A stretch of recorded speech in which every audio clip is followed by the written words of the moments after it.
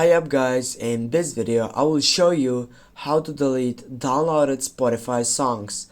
Firstly, what you need to do, just simply go to the third selection, your label election, and after that you need to go and click on the playlist section to get up to your playlist that you want to delete downloaded Spotify songs. Firstly, I need to mention that there is no difference between deleting downloaded Spotify songs and deleting Spotify songs which are from the Spotify application. Firstly, when you go up, for example, to this Spotify playlist, and if you want to delete downloaded Spotify songs, what you'll need to do is simply go on the three dots here and go for delete playlist.